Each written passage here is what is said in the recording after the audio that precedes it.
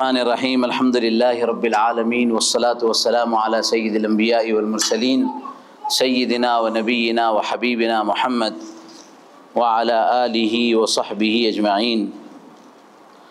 قال اللہ تعالی من عمل صالحا من ذکر او انثى وهو مؤمن فلنحيينه حیاة طیبہ ولنجزینہم اجرہم باحسن ما كانوا يعملون. وقال علیہ الصلاة والتسلیم ایما امرأة ماتت وزوجها عنها راض دخلت الجنة. صدق اللہ العظیم وصدق رسولہ النبی الکریم ونحن على ذلك من الشاہدین والشاکرین والحمد للہ رب العالمین. یہ میرے لیے پہلا موقع نہیں ہے. میں الحمدللہ کالجز میں یونیورسٹیز میں لیکچر لیتا ہوں اور ہماری بہت ساری بہنیں کالج میں جاتی ہیں. اس میں ایسی بہنیں بھی شریک ہوں گی، ایسی مائیں اور آپائیں بھی ہوں گی جو مدرسے سے پڑھی ہیں. تو مقصد یہ ہے کہ ایک پیغام کو، ایک میسج کو آپ کے ذہنوں میں مستحضر کیا جائے، اور اس وقت جو ہماری قوم و ملت کی حیثیت سے جو مسائل ہے، ان مسائل کے حل کے لیے مختلف کوششیں ہو رہی ہے، لیکن ان کوششوں میں سب سے اہم ترین کوشش وہ ہے ہمارے خواتین کا، ہماری مستورات کا، ہماری ماؤں اور بہنوں کا، ہمارے گھر کے نظام کا بہتر ہونا. دنیا کا کوئی بھی نظام بہتر سے بہتر کر لیا جائے، لیکن اگر گھر کا نظام بہتر نہیں ہوگا اور وہ بچیاں جو آگے چل کر بیوی، والدہ، پھر آگے چل کر نانی اور دادی بھی بنے گی، تو وہ اگر ان سارے موضوعات کو گہرائی سے نہیں سمجھیں گی. اس وقت بہت ساری تنظیمیں سوشل میڈیا کے کانٹیکس میں اور بہت ساری تحریکات، میں بہت سے ملکوں کا بھی سفر کرتا ہوں، میں نے بہت قریب سے جا کر وہ آرگنائزیشنز دیکھی ہیں جو گیمز کو، اسی طریقے سے سیریلز کو اور کارٹونز کو ڈیولپ کرتے ہیں. مقصد اس کا وہ گیم یا کارٹون نہیں ہوتا، بلکہ اس کے پیچھے ان کی اپنی ایک سازش ہوتی ہے، اور اس سازش کے ذریعے سے ہماری بچیاں، ہماری مائیں بہنیں غیر محسوس طریقے پر، نہ جانتے ہوئے، ناواقفیت کی وجہ سے اس کا شکار ہو جاتی ہیں. پتہ بھی نہیں چلتا. عالم کے گھر کی بیٹی، مفتی کے گھر کی بچی اور صاحب بصیرت شخص کی سگی بہن اس طرح کے معاملات کا شکار ہوتی ہیں. لہذا اس موضوع کو کہ خاتون خانہ کے women's multiple roles in the community, آپ ظاہر ہے کہ ایک بچی پیدا ہوتی ہے تو وہ بیٹی ہے، اگر بھائی ہے تو بہن ہے، آگے چل کر وہ زوجہ بنتی ہے، اور پھر وہ آگے اللہ نے اولاد سے نوازا تو والدہ بنتی ہیں. بچوں کے تربیت کا نظام یا قوم و ملت اور ہمارے ماحول کو بہترین کرنے میں مساجد کا صبح میں پروگرام تھا، شام میں اور بھی موضوعات میں پروگرام ہیں، لیکن جب تک گھر کا ماحول اور خاتون خانہ کا نظام بہتر نہیں ہوگا، یہ سارے کے سارے نظام غیر مفید اور اس کے فوائد جیسے ہونے چاہیے ویسے نہیں ہو پائیں گے. شروع میں ہم جو ہے یہ ڈسکلیمر دیتے ہیں، اٹس انگلش آلسو، جو انگلش پڑھ سکتے ہیں اردو میں بھی ہے، کہ یہ جو بچوں کی نفسیات ہوتی ہے، سائیکالوجی ہوتی ہے. دیکھیے، میں اکثر مستورات کے پروگرام میں اور ہماری ماؤں اور بہنوں سے ہمیشہ یہ کہتا ہوں، عام طور پر یہ سمجھا جاتا ہے، بلکہ کچھ مرد حضرات بھی یہاں ہیں شریک، کہ آج کل ہماری مائیں بہنیں بڑی اہتمام سے پاکستانی سیریلز دیکھتے ہیں، بہت ساری سیریلز دیکھتے ہیں. ابھی میں آپ سے درخواست نہیں کروں گا کہ آپ میں سے کون کون دیکھتے ہیں، لیکن آپ میں سے پتہ ہے کہ کون کون دیکھتے ہیں. اور تعجب کی بات یہ ہے کہ بعض لوگ تو ایسا لگتا ہے جیسے کوئی عبادت کا کام کر رہے ہیں، نیکی کا کام کر رہے ہیں، کہ پاکستانی سیریل یہ تو اس میں تو عبد الرحمن اور عائشہ اور فاطمہ اور محمودہ اور پتہ نہیں کیسے کیسے کام ہوتے ہیں. آپ کو ایک ریسرچ بتاتا ہوں. یہ ایک نان مسلم لیڈی ہے جو ہمارے یہاں مہاڑ میں آئی تھی، وہ کسی ایجوکیشنل ادارے کی ذمہ دار ہے، نان مسلم ہیں. وہ بتاتی ہے کہ جتنا فلم سے، جتنا موویز سے نقصان نہیں ہوتا ہے، اتنا اس سے زیادہ نقصان گیم سے ہوتا ہے، اور جتنا گیم سے نقصان نہیں ہوتا اس سے زیادہ نقصان کارٹون سے ہوتا ہے. ہمارے بچے کارٹون دیکھتے ہیں، کارٹون دیکھ کے بغیر کھانا نہیں کھاتے. اور جتنا کارٹون اور گیم سے نقصان نہیں ہوتا اس سے زیادہ یہ سیریل سے نقصان ہوتا ہے، کیونکہ سیریلز میں آپ کو اپنی ریئل لائف نظر آتی ہے. بہو کو ساس دکھتی ہے، ساس کو بہو دکھتی ہے. بہو کو پتہ چلتا ہے کہ ساس کو کیسے بیوقوف بنایا جائے، اور ساس کو پتہ چلتا ہے کہ بہو کو کیسے ٹارچر کیا جائے، اور ساس اور بہو کی جو محبت کی کہانیاں ہیں اس میں مزید اضافہ ہو جاتا ہے۔ تو یہ نظام جو شریعت کے ضابطے میں ہمیں سمجھایا گیا ہے کہ ساس اپنی بہو کو بیٹی سمجھے اور بہو اپنی ساس کو اگر اپنی والدہ سمجھیں تو یہ نظام بہتر ہو جاتا ہے۔ لیکن ان سیریلوں نے بہت تباہی مچائی ہوئی ہے۔ تو یہ علم نفسیات برائے اطفال کے عنوان پر تیار کردہ یہ موضوع ہے تاکہ بچوں کے ذہنی اور ان کے مزاج اور مذاق کو ہم سمجھ سکیں۔ کچھ اور باتیں ہیں، اس کی ضرورت نہیں ہے۔ کچھ کنٹینٹس کے موضوعات گفتگو کیا ہے، کن امور پر ہم بات کریں گے۔ تو دیکھیے، جیسے میں نے بتایا کہ as a daughter, as a sister, as a wife اور اس کے بعد ایز اے مدر، یہ 4 رول ہیں۔ تو اب ڈاٹر اور سسٹر تو نیئر بائی ہے، اس کو کہہ سکتے ہیں ہم پری میرج، کہ شادی سے پہلے کیا نظام ہونا چاہیے۔ آج ہماری نوجوان بچیوں کی، میری بھی بیٹی الحمدللہ اس وقت جو ہے 21 سال کی ہے، ہماری بچیوں کے ذہن و دماغ میں جو ڈریم ہے، جو سوچ ہے، وہ بالکل مختلف ہے۔ چونکہ وہ سوچ سوشل میڈیا کی وجہ سے آیا ہے، اور یہ جین زی جو 2000 کے بعد آئے ہیں ان کا مائنڈ سیٹ اور جو پہلے کی مائیں ہیں، ظاہر ہے وہ ڈومین بالکل مختلف ہے۔ وہ اپنی باتیں ان کو نہیں سمجھا پاتے، یہ ان کی باتیں نہیں سمجھا پاتے، یہ گیپ پیدا ہوتا ہے، پھر وہ دوریاں ہوتی ہیں اور دور ہوتے ہوتے وہ بہت دور چلی جاتی ہیں۔ اللہ ہم سب کی حفاظت کرے۔ پھر بعض بہنیں جو ہے نا وہ ارتداد کا شکار ہو جاتی ہے۔ تو کس طریقے سے ہم اپنا ڈریم سیٹ کریں، کیسے ہم اپنا گول سیٹ کریں۔ ایک ہماری بچیاں، ایک وہ دور تھا کہ گورنر کا بیٹا ہے، نکاح کرنا چاہتا ہے، اور اس کا بھائی، اس کو سگا بھائی ہے، وہ کہتا ہے کہ اگر آپ کہو تو میں بادشاہ سے بات کروں، آج کے زمانے میں پرائم منسٹر، ہوم منسٹر سے بات کروں کہ وہ اپنی بچی تم کو دے سکتے ہیں، اس لیے کہ تم اتنے نیک، اتنے صالح، اتنے متقی، اتنے بہادر، اتنے مالدار اور اتنے اسمارٹ اور ہینڈسم ہو کہ آپ کو کوئی بھی لڑکی مل سکتی ہے۔ تو وہ کہتے نہیں، مجھے ایسی لڑکی نہیں چاہیے۔ تو وہ کہتے کیسی لڑکی چاہیے؟ کہا مجھے ایسی بچی چاہیے، مجھے ایسی بیوی چاہیے جو میرا ہاتھ پکڑ کر مجھے جنت میں لے جائے اور جس کے رحم سے مجھے جو اولاد ہو وہ بیت المقدس فتح کرے۔ تو بھائی کہتا ہے یہ بچی تو میں نہیں تلاش کر سکتا ہوں، یہ میرے اختیار میں نہیں ہے۔ کچھ دن بعد وہ اپنے شیخ کے پاس جاتے ہیں، شیخ ان سے بات کرتے ہوتے ہیں کہ کوئی ایک بچی آ جاتی ہے، کہتے ہیں ان سے اجازت لے کر کہ مجھے اس سے بات کرنا، اور شیخ اس بچی پر بہت غصہ ہوتے ہیں کہ اس دور میں اتالیق ہوتے تھے جو لڑکیوں کی تربیت کا نظام کرتے تھے، پردے سے بات کر کے اس کو سمجھاتے ہیں کہ میں نے اتنا اچھا رشتہ تمہارے لیے بھیجا لیکن تم نے اس کا بھی انکار کیا، تم چاہتے کیا ہو، تم کو کیسا رشتہ چاہیے؟ تو وہ بچی کہتی ہے شیخ مجھے ایسا شوہر چاہیے جو میرا ہاتھ پکڑ کر مجھے جنت میں لے جائے اور جس کے رحم سے، جس کے ذریعے سے مجھے اللہ ایسی اولاد دے کہ جو اولاد بیت المقدس فتح کرے۔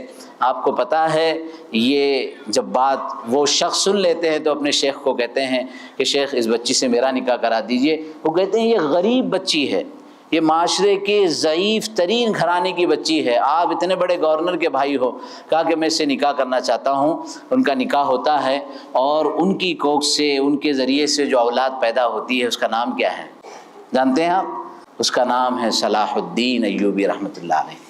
تو سوچ کیا ہے، ہم کس طریقے کا ڈریم بناتے ہیں؟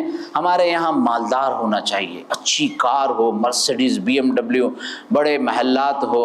مولانا احمد لاہوری رحمۃ اللہ علیہ جب وہ اپنا تعلیم، اپنی ایجوکیشن کمپلیٹ کر رہے تھے، لاسٹ ایئر میں تھے، اور وہاں کے بڑے مالدار شخص نے ان کے استاد سے کہا کہ میری بچی جوان ہو گئی ہے، مجھے اس کی شادی کرانی ہے۔ تو مولانا نے کہا کہ یہ لڑکا احمد لاہور کا رہنے والا، جس وقت لاہور انڈیا میں تھا، اس سے نکاح کرا دیتے ہیں۔ کہا آپ تیار ہیں؟ آپ کہہ دیجئے گا کل شام میں آ جائیے، نکاح کرا دیں گے، ایک دن میں نکاح طے ہے۔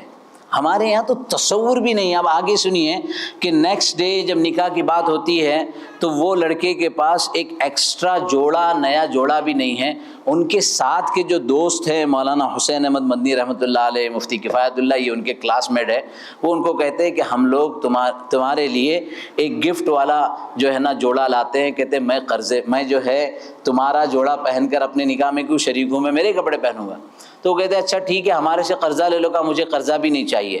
کہا اچھا ٹھیک ہے، کم سے کم تمہارا جو جوڑا ہے جو خراب ہو چکا ہے اس کو دھو دو تاکہ کل نکاح میں تمہارے جوڑے اچھے لگے۔ کہا اچھی بات ہے۔ وہ اپنا کپڑا دھو کر سکھاتے ہیں، دہلی کی سردی میں وہ کپڑے سوکھتے نہیں ہیں۔ دوسرے دن جب مجلس عقد نکاح میں بیٹھے ہیں تو کپڑے گیلے ہیں اور کانپ رہے ہیں۔ ان کے خسر، ان کے سسرے، ان لڑکی کے والد دیکھ رہے ہیں کہ میں اتنا مالدار ہوں، میری بیٹی کس گھر میں جا رہی ہے، لیکن ان کو پورا اعتماد ہے، وہ بچی نکاح ہو جاتی۔ اس زمانے میں موبائل نہیں تھا جیسے آج ہے کہ دوسرے دن جو ہے بچی شکایتیں کرنے کے لیے شروع کر دیتی ہیں۔ 2 مہینے کے بعد جب بچی گھر آتی ہے تو ماں بچی کو فوراً اپنے کمرے میں لے جاتی ہے کہ کیا حالات ہے، کیسے چل رہا ہے۔ تو بیٹی کہتی ہے کہ امی ابو آپ نے جنت کے بارے میں بتایا کہ جنت ایسی ہے، میں اللہ کی قسم کھا کے کہتی ہوں کہ اللہ نے مجھے دنیا میں ہی جنت دے دی۔ تو سوچئے کہ مال اور دولت سے آپ کی ازدواجی زندگی بہتر نہیں ہوتی ہے، لہذا قرآن کریم نے اس سلسلے میں ہمیں کیا تعلیم دی ہے؟ قوا انفسکم واہلیکم نارا لا تلہکم اموالکم ولا اولادکم عن ذکر اللہ۔ ان سب آیات کی تفصیلات اور تشریحات میں نہیں جائیں گے۔ ایک احساس ذمہ داری آج سے آپ کے ذہن میں ہو، ایک لانگ ٹرم پلاننگ آپ کے ذہن میں ہو۔ بہت شارٹ ٹرم ایک لڑکا نظر آیا اور ہم نے اس کو اپنا پارٹنر سمجھ لیا، یہ بہت شارٹ ٹرم گول ہے۔ ہمارے یہاں دارالفتہ ہے، ہمارے یہاں فیملی فرسٹ گائیڈنس سینٹر ہے، ایک معاملہ آتا ہے 6 سال کی محبت، بالکل ایسی محبت کہ ایک دوسرے کے بغیر پانی پینے کے لیے تیار نہیں، ایک ہی کافی آدھی پئیں گے، ایک ہی برگر آدھا کھائیں گے، ایسی دیوانگی کی حد تک محبت۔ 6 سال کے بعد شادی ہوتی ہے، والدین تیار نہیں ہیں لیکن مجبوری میں شادی کرا دی، 3 مہینے کے اندر طلاق ہوتی۔ تو یہ وجہ کیا ہے اس کی؟ اس لیے کہ ہم نے بہت شارٹ ٹرم اپنا گول سیٹ کیا ہے، ہمیں لانگ ٹرم دیکھنا ہے کہ ہماری ازدواجی زندگی کیسے ہو، ہماری مدرہوڈ کیسے ہو، ہمارا مستقبل کیسے بنے، ہمارے بچے جو ہے وہ قوم و ملت کے لیے ایک رول ماڈل کیسے بنے۔ دیکھیے یہاں ایک لفظ ہے خواتین کے لیے، یہ بخاری کی حدیث ہے 7138، حدیث نمبر ہے وَالْمَرْأَةُ رَاعِيَةٌ عَلَىٰ أَهْلِ بَيْتِ زَوْجِهَا وَوَلَدِهِ، کہ خاتون خانہ اور لڑکی یہ اپنے شوہر کے گھر والوں کے لیے اور اپنی اولاد کے لیے راعیہ ہے، یعنی ذمہ دار ہے۔ وہی یہ مسئولۃ عن رعیتہا، اور اس کو اس ذمہ داری کے بارے میں قیامت کے دن پوچھا جائے گا۔ اب اس ذمہ داریوں کو کیسے آپ ان ذمہ داریوں کو بہتر کریں گے؟ دیکھیے as a daughter, as a wife, as a mother, ہر ایک اپنا رول ماڈل اس میں دیکھیں کہ میں کہاں ہوں۔ ظاہر ہے کہ کوئی ڈاٹر، ساری کی ساری ڈاٹرز ہیں، ڈاٹر کے بغیر تو ممکن ہی نہیں ہے۔ کچھ وائف ہوں گی، کچھ وائف بننے والی ہوں گی، کچھ مدرز ہوں گی، کچھ مدرز بننے والی ہوں گی۔ تو یہ ہر ایک کا رول ماڈل ہے اور ہر ایک کو اس لائن سے آگے جانا ہے۔ جب آپ بہن اور بیٹی ہیں، چند چیزیں، چونکہ یہ پورے دن کا ایک ورکشاپ ہے تو اس کی چند باتیں آپ کے سامنے، تاکہ آپ کو اپنا نظام بہتر کرنے میں سہولت ہو سکے کہ نکاح، واٹ از نکاح؟ نکاح کیا ہے؟ ہم نے ایک پورا کورس بنایا ہے، ہماری کئی ساری بہنوں کو مجلس عقد نکاح ہی نہیں پتہ ہے، نکاح میں کون سا خطبہ پڑھا جاتا ہے یہ نہیں پتہ ہے، نکاح میں کون سی آیتیں پڑھی جاتی نہیں پتہ ہے، نکاح کیوں کیا جاتا ہے، وائی نکاح، نکاح کن سے کرنا چاہیے، نکاح کب کرنا چاہیے، نکاح کیسے کرنا چاہیے۔ یہ 6 سوالات ہیں، یہ 6 کوشچنز آپ اپنے مائنڈ میں محفوظ کر لیں۔ دیکھیے آنسرز بہت سارے مختلف ہو سکتے ہیں لیکن کوئی ضروری نہیں ہے کہ یہاں کے آنسرز ہی آپ کے لیے، آپ اپنی ریسرچ کریں، آپ اپنے بارے میں سوچیں، what, why, when, with whom, how and where. Can you repeat with me? What, why, when, with whom, how and where. یہ 6 کوشچنز آپ کے مائنڈ میں ہونے چاہیے اباؤٹ یور میرج، یور نکاح۔ نکاح کیا ہے؟ اگر اس کے مفہوم میں جائیں، the meaning of word نکاح، the meaning of word نکاح، you have to identify, you have to research کہ نکاح کے معنی کیا ہیں۔ میں نے یہاں پر اس کا ریفرنس دیا ہے۔ سب سے اہم بات انما الاعمال بالنیات، نیت، آپ کا گول، آپ کی سوچ، آپ کے خیالات، جیسی نیت ویسی برکت۔ تو میں نے جیسے شروع میں کہا، پھر نکاح کس کا حکم ہے، ہم آگے بتائیں گے کہ نکاح کے سلسلے میں اللہ تبارک و تعالیٰ کا فرمان کیا ہے، نکاح کے معنی کیا ہیں، یہ شرعی اعتبار سے لکھا ہے۔ یہ بخاری شریف کی پہلی حدیث ہے ہر عمل کے لیے، چاہے عبادات ہو، چاہے معاملات ہو، چاہے معاشرت ہو۔ آج سے آپ اپنا ایک گول بنائیے، انما الاعمال بالنیات۔ کوئی بھی عمل، کوئی بھی ایکٹ، کوئی بھی ڈیوٹی جو آپ کرنے جا رہے ہیں، اس کی نیت کیا ہے، اس کی سوچ کیا ہے، اس کے بارے میں آپ کا انٹینشن کیا ہے۔ Actions are according to intentions. جیسا انٹینشن ہوگا ویسے ایکشنز ڈیولپ ہوں گے. انٹینشنز آپ کا بہت امپورٹنٹ ہے، اور ہمارے پاس کوئی انٹینشن نہیں ہے. ہمارے یہاں تو جب ہم کالج میں تو ہم تو انٹینشنز کو ریپیٹ کراتے ہیں. کیوں نکاح کرنا چاہتے ہیں؟ کیا ہے؟ کیوں نکاح کرنا چاہتے ہیں؟ وائی؟ تو ایک کامن کوشچن آنسر آتا ہے نکاح من سنتی. اس لیے کرنا چاہتے ہیں کیونکہ سنت ہے. حالانکہ نکاح بعض صورتوں میں فرض ہو جاتا ہے، بعض صورتوں میں واجب ہو جاتا ہے. تو صرف لفظ سنت کا اہتمام کرنے سے اس کا معاملہ پورا. دیکھیے یہ فرض بھی ہوتا ہے، واجب بھی ہوتا ہے، سنت بھی ہوتا ہے. یہ تو نکاح کے آرڈر اور اس کی رولنگ، شریعہ رولنگ کے اعتبار سے ہے. اللہ تبارک و تعالیٰ کا حکم ہے. اگر ایک عمل میں اپنی خواہش کے لیے کرتا ہوں، میں اپنی خواہش کے لیے کر رہی ہوں، میں اپنے جذبات کے لیے کر رہا ہوں، اور ایک عمل میں اللہ کے حکم کو پورا کرنے کے لیے کر رہا ہوں یا کر رہی ہوں، بہت بڑا فرق ہے. دونوں میں بہت بڑا فرق ہے. نیت میری پہلے سے فن کی ہو، اللہ کا حکم ہے، مرد کے لیے بھی عورت کے لیے بھی، یا معاشر الشباب. تو یہ ہمارے ذہن میں ہو کہ یہ اللہ تبارک و تعالیٰ کا حکم ہے، اس لیے ہم اسی طرح رسول اکرم صلی اللہ علیہ وسلم کا فرمان ہے، جتنے انبیاء علیہ الصلوۃ والسلام آئے ہماری شریعت میں رہبانیت نہیں ہے. اس لیے اس طرح کے موضوعات میں اس طرح کے ہوتا یہ ہے کہ یہ ٹاپکس ڈسکس نہیں ہوتے ہیں. لڑکے کو پتہ نہیں ہے، لڑکی کو پتہ نہیں ہے، اور وہ اپنے فرینڈز سے، اپنے دوستوں سے، اپنی سہیلیوں سے، اپنے یہاں وہاں سے، اور آخر میں سب سے بڑی مجبوری اور سب سے بڑا مسئلہ انٹرنیٹ ہے کہ انٹرنیٹ سے جو انفارمیشن لیتے ہیں وہ انفارمیشن ان کو صحیح رہبری نہیں کرتے. لہذا یہ ضروری ہے کہ ہم اپنے طور پر اس کا نظام بنائیں. تو واٹ از نکاح؟ نکاح اللہ کا حکم، نکاح انبیاء علیہ السلام کی سنت، نکاح رسول اللہ صلی اللہ علیہ وسلم کا فرمان. تو آپ کا سوچ کا لیول بڑھ جاتا ہے. ایک تو یہ ہے کہ مجھے کیونکہ میری بہن کا نکاح ہوا ہے اس لیے مجھے نکاح کرنا ہے، کیونکہ میرے والد یا میری والدہ کہہ رہی اس لیے مجھے نکاح کرنا ہے. یہ ساری کے ساری بہت چھوٹی سوچ ہے. اس لیے کیونکہ میرے اللہ کا حکم ہے، اس لیے کہ انبیاء کی سنت ہے، اس لیے کہ میرے نبی کا فرمان ہے. جب یہ سوچ آئے گی تو ہمارا ایکٹ بھی اس کے مطابق ہوگا، ہمارے خیالات بھی اس کے مطابق ہوں گے. اب دیکھیے قرآن نے وائی نکاح کیوں، اس کے بارے میں قرآن نے تفصیل ذکر کی ہے کہ نکاح کیوں ہے. اس کے سلسلے میں قرآن کی آیت ہے کہ قرآن نے ایک مقصد ذکر کیا ہے، وَمِنْ آيَاتِهِ أَنْ خَلَقَ لَكُم مِّنْ أَنفُسِكُمْ أَزْوَاجًا لِتَسْكُنُوا إِلَيْهَا، کہ اس ازدواجی زندگی کا مقصد سکون ہے.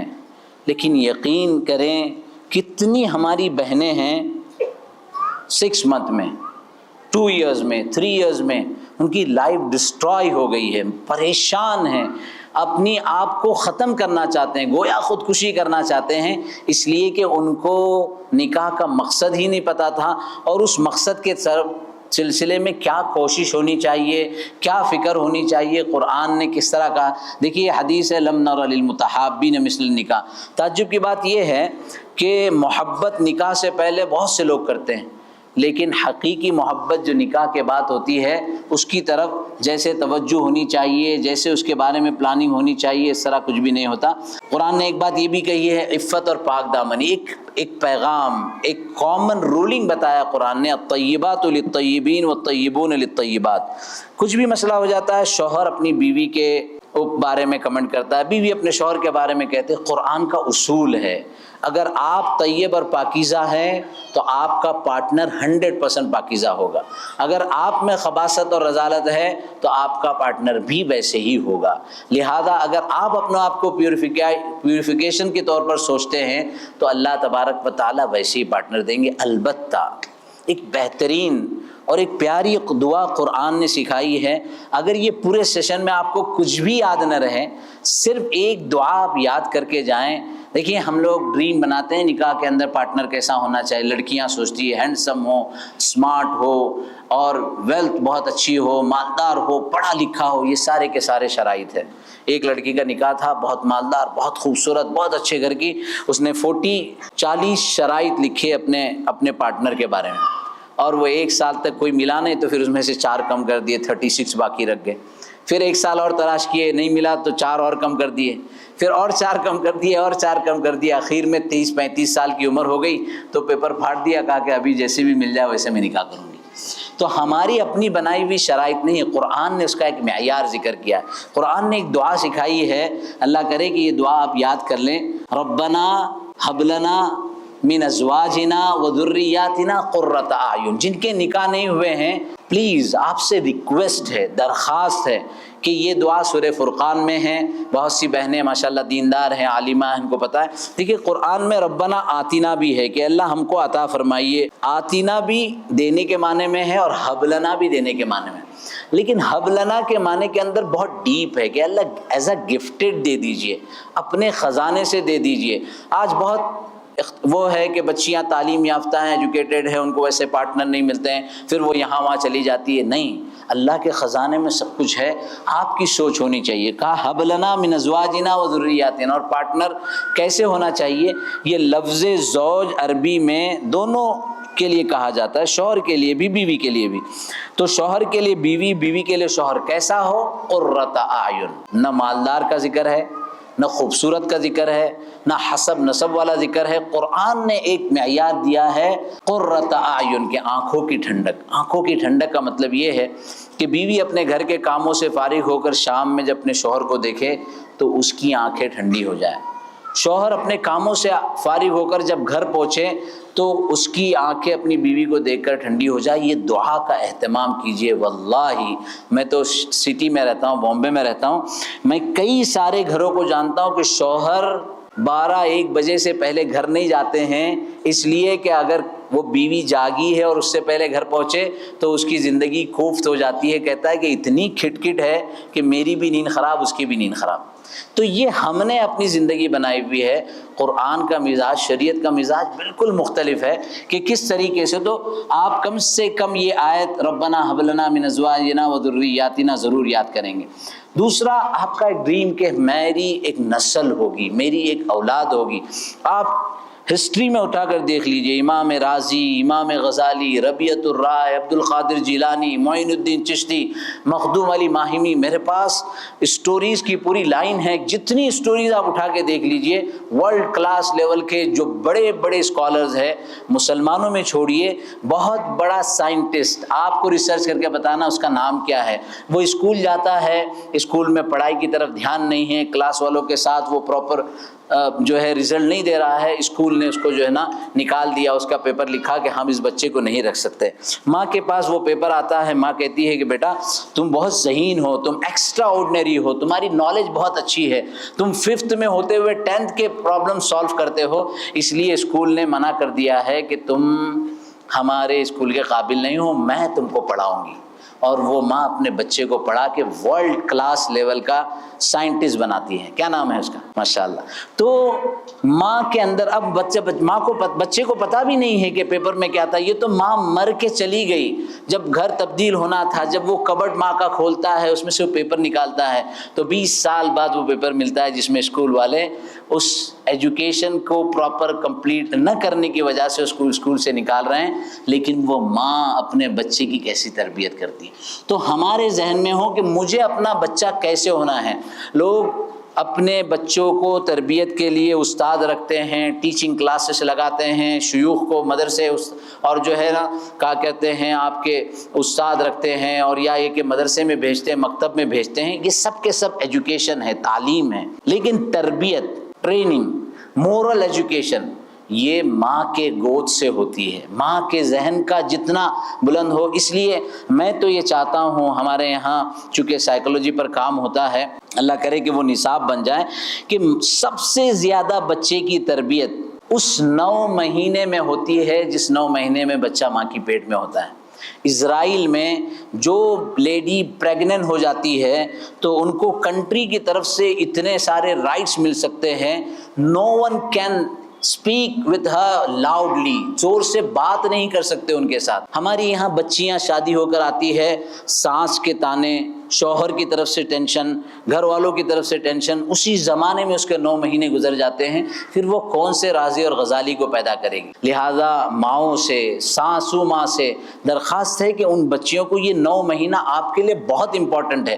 آپ کیا دیکھ رہے ہیں، آپ کیا سن رہے ہیں، آپ کیا الفاظ بول رہے ہیں، آپ کیا کھانا کھا رہے ہیں۔ گورنمنٹ ان کو ڈیسائیڈ کرتی ہے کہ ان کو کون کون سے فوڈ کھانے ہیں، ان کو میتھس کے کون کون سے پرابلم سالو کرنے ہیں، ماں کو میتھس کے کون کون سے پرابلم سالو کرنے ہیں۔ ماں وہ حمل کے زمانے میں اور کیا کہتے ہیں اپنی پریگننسی کے ٹائم میں وہ جو ہے نا کیا کہتے ہیں میتھس کے ایشوز سالو کر رہی ہے، اس کے برین کے ورک کرنے پر اس کے بچے کا ذہن اتنا طویل ہوتا ہے۔ اس وقت ماں کو یہ سمجھایا جاتا ہے کہ تم ایک ایسا بچہ جننے والی ہو، پیدا کرنے والی ہو جو دنیا کو کچھ دے گا، جو ملٹی پر کمپنیز کا مالک ہوگا، جس کے پاس جو $1000 کے بزنس کرے گا۔ ماں کا جب مائنڈ سیٹ اتنا بلند ہوتا ہے تو ویسے ہی وہ ڈیولپمنٹ ہوتی ہے۔ تو یہاں ہمیں یہ سوچنا ہے کہ میرا بچہ رازی کیسے بنے، میرا بچہ غزالی کیسے بنے، محمد ابن قاسم کیسے بنے، صلاح الدین ایوبی کیسے بنے، اور خالد ابن ولید کیسے بنے۔ آپ اسٹوریز تو پڑھیے، لیکن ہمارے پاس تو ٹائم ہی نہیں ہے، اور یہ زمانے کو ہم سمجھتے ہی نہیں۔ ہم یہ سمجھتے ہیں کہ بچے کی پیدائش سے پہلے 9 مہینے اٹس موسٹ امپورٹنٹ ٹائم، اور پیدائش سے لے کر 6 سال تک 80% تربیت کمپلیٹ ہو جاتی ہے۔ اور اگر سوال کیا جائے بچے کی تربیت کب سے شروع ہوتی ہے، مجھے اکثر جواب ملا ہے 7 ایئرز۔ 7 ایئرز میں تو کمپلیٹ ہو چکا ہے۔ ماں کیا بات کر رہی ہے، فون پر کس طریقے سے اپنی سسٹر کے ساتھ ڈسکشن کر رہی ہے، بیٹا گود میں ہے یا پیٹ میں ہے، بچہ وہ ساری باتوں کو سن رہا ہے۔ تو یہ نسل انسانی کی تربیت اور اس کا نظام بنانے پر بہت اہم ہے۔ پھر قرآن نے دعا سکھلائی، یہ چند دعائیں ہیں، ہم کوشش کریں گے کہ ایک پرنٹ آؤٹ ہے یا ایک پیپر ہے PDF کا وہ دے دیا جائے۔ یہ دعائیں رب هب لی من الصالحین، رب هب لی من لدنک ذریۃ طیبہ، رب اجعلنی مقیم الصلاۃ ومن ذریتی ربنا هب لنا، یہ انبیاء کی دعائیں ہیں۔ نبی کون ہوتے تھے، ان کا لیول کیا ہوتا تھا، لیکن وہ اللہ سے دعائیں کر رہے ہیں۔ اور ہمارا یہ حال ہے کہ ہمارے پاس ٹائم نہیں ہے، ہم اس ماں کو ڈھونڈ رہے ہیں کہ بچہ جب سویا ہو 1 سال کا، 2 سال کا، 3 سال کا، سونے کے بعد اس کی سرہانے پر کھڑے ہو کر اللہ سے دعا مانگے کہ اللہ میرے بچے کو نیک بنا، اللہ میرے بچے کو باطل کی کوششوں اور سازشوں سے محفوظ رکھ، اللہ مجھے اس کو دین کا داعی بنا، اللہ اس کو جو ہے دنیا کو کچھ دینے والا بنا۔ یہ ساری کے ساری آپ کے دل کی کیفیت کا اثر بچوں پر پڑتا ہے۔ اور یہ 6 پوائنٹ ہے مسئولیت، جو میں نے شروع میں ذکر کیا تھا، ایک رسپانسبلٹی، ایک اکاؤنٹیبلٹی آپ سے ریلیٹ کرتی ہے کہ آپ کو، اسی لیے دیکھیے شادی سے پہلے اور شادی کے بعد کی لائف میں بہت بڑا فرق ہے۔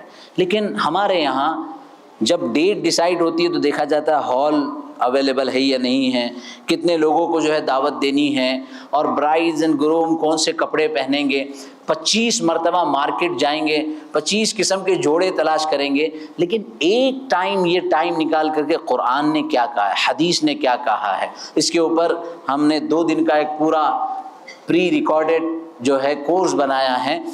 اس میں not only the side of شریعہ، مطلب یہ کہ ناٹ اسلامک کانٹیکس میں اونلی، بٹ سائیکولوجیکل کانٹیکس میں۔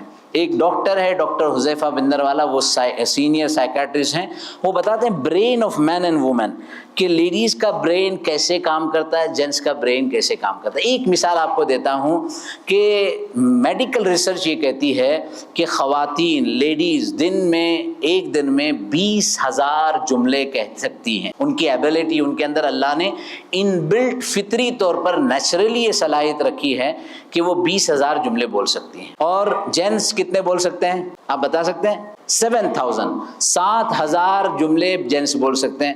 اب یہ بھائی صاحب ناشتہ کرنے کے بعد اپنی دکان پہ چلے گئے، کسٹمر سے بات کر رہے ہیں، یہاں فون کر رہے ہیں، وہاں فون کر رہے ہیں، اتنی ساری ڈسکشن ہو چکی ہے، اور ان کے 7,000 نیئر بائی کمپلیٹ ہو چکے ہیں۔ اور یہ آپا گھر میں ہیں، ساسو ماں جو ہے منہ ٹیڑھا کر کے بیٹھی ہے، بات تو کرتی نہیں ہے۔ کبھی موقع ملا تو اپنے بہن سے فون پر جو ہے 1,000-2,000 جملے ختم کر لیے۔ اب اسٹاک کے اندر 15,000 ابھی باقی ہے۔ یہاں بھائی صاحب کے 7,000 ختم ہو چکے ہیں اور ان کے 15,000 باقی ہے۔ اب جیسے گھر میں داخل ہوتے ہیں، وائف چاہتی ہے کہ میں بات کروں، ہسبینڈ چاہتا ہے کہ میں ریلیکس ہو جاؤں، وہ اپنا موبائل لے کر دیکھنا شروع کرتا ہے، ریلز دیکھ رہا ہے یا جو ہے نیوز دیکھ رہا ہے، یہاں سے جھگڑا پیدا ہوتا ہے۔ اگر یہ میڈیکل ریسرچ آپ کو پتا ہو تو وائف یہ سوچے گی کہ یہ بھائی یہ تو آلریڈی بیچارہ اتنا بول کر آ چکا ہے، اس کو ذرا آرام کرنے دو۔ ہسبینڈ یہ سوچے گا کہ یہ بیچاری کہیں گئی نہیں ہے تو مجھے اس کے ساتھ بیٹھ کر ڈسکشن کرنا چاہیے. یہ دونوں کی طرف سے سب رسپانسبلٹی ہوتی ہے ایک دوسرے کو سمجھنے کے لیے. تو بریک